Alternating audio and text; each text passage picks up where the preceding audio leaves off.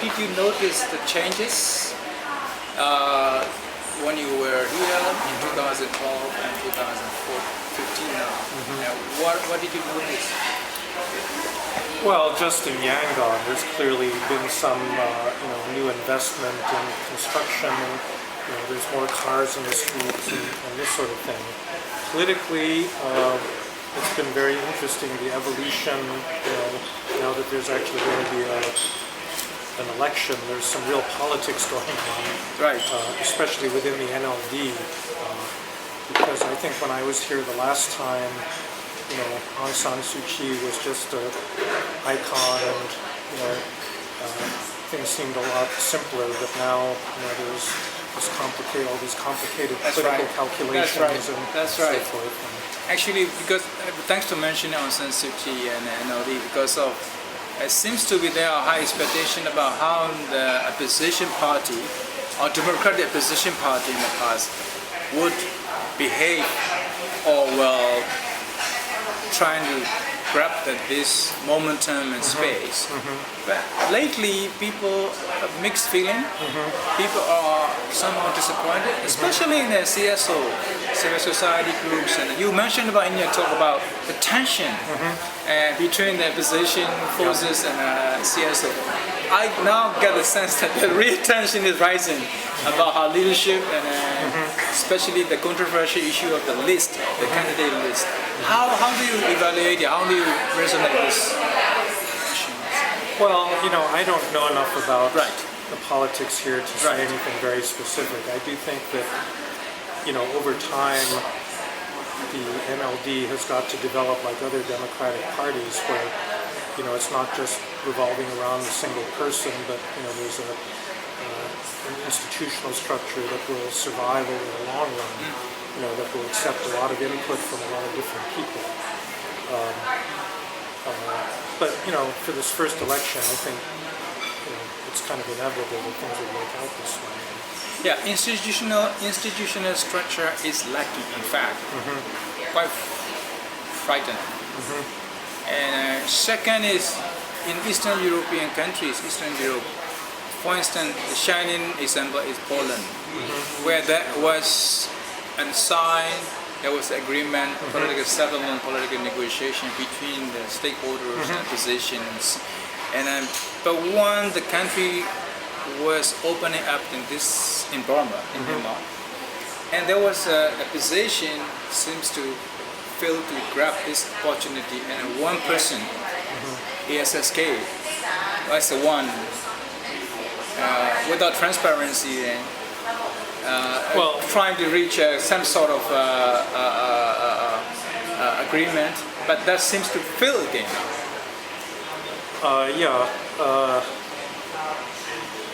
I was going to say, with Poland in mind, if you remember what happened in Poland, Lech Wałęsa and Solidarity were the completely dominant organization. They kind of represented the core of Polish civil society, but within a year or two of the first election, they had largely disappeared as a force because all these new political parties emerged, and it turned out that Lech Wałęsa was elected president early on, but he wasn't very effective, and he was replaced by other people that were better politicians than he was.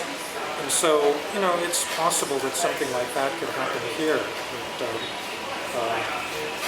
So one of the scenarios, post-election scenarios.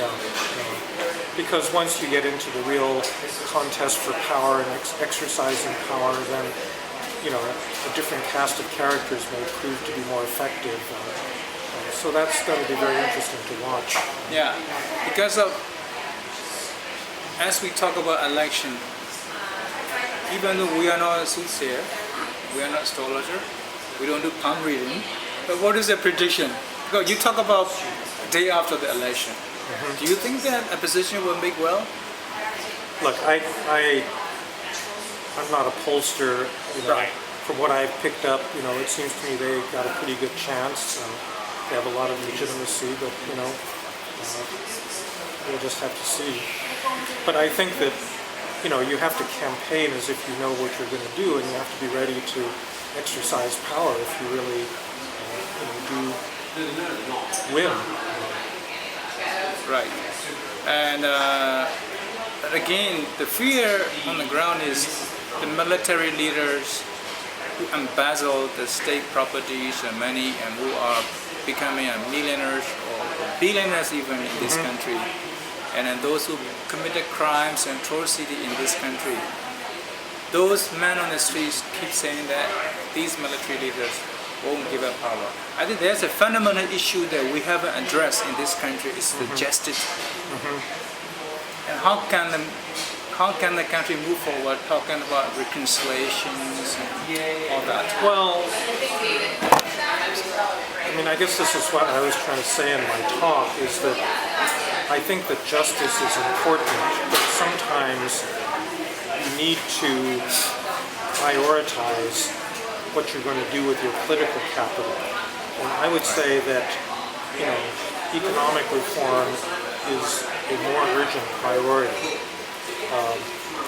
You think about South Africa, there is no justice after Nelson Mandela became president. I mean, truth and reconciliation was a process by which you actually avoided formal court proceedings, because I think there was a feeling that South Africa needed to move on from the apartheid era, and so I think that that's a model that really ought to be considered seriously here, because if you spend all of your time seeking justice, you're not going to accomplish anything else.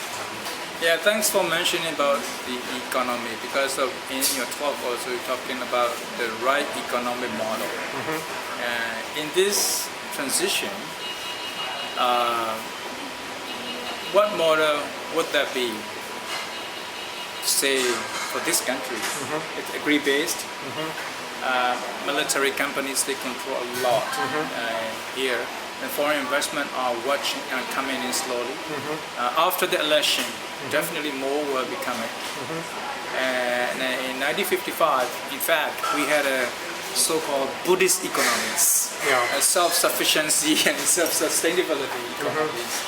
Even a shoemaker came here and studied about this self-sufficiency. Can you enlighten us about this? Well, I don't think that you can have a successful economy in the modern world if you don't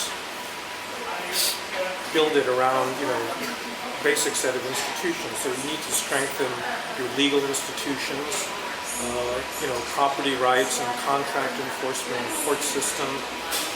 You need to make the economy much more transparent. I think that you can't get rid of all the existing crony capitalists right away. So what you need to do is, begin by opening up a competitive private sector, including a lot of foreign competitors, because in the long run, a crony capitalist isn't going to be able to compete against General Motors or Coca-Cola or a really powerful international company. And so that's something I think that probably has to be done in stages. So but the important thing which I was trying to get to in my talk is that you really need to have a brain trust. Like in Indonesia, brain trust, they had this Berkeley mafia and in Chile it was a University of Chicago mafia. But you really need to get a group of very competent technocrats, to give advice on a continuing basis on how to manage this economic transition. So that will be a long process. Yeah. Because if the... Well, but the thing about economic reform is that it's not nearly as long a process as building up, let's say legal institutions, or, there's a lot of changes that you can make pretty quickly that will produce, fairly rapid economic results in terms of, if you just nail down a good investment law that will give foreign investors, a fair amount of confidence that they can deal with the system, that in itself, I think, will produce important, changes in capital flows and this sort of thing. So probably this is your advice to the government. I would say so. Yeah. Yeah. So what is your advice to the CSO and the opposition movement? You have made some list of suggestions. I think that you need to make this mental switch over from thinking about how to oppose the government to actually thinking about how to run the government. And that means actually being serious about formulating public policies, which always involve painful trade-offs. You can't satisfy everybody, and so you have to set priorities. So you have to have a kind of long-term policy strategy about what things you're going to do first, and then what things you're going to delay for later.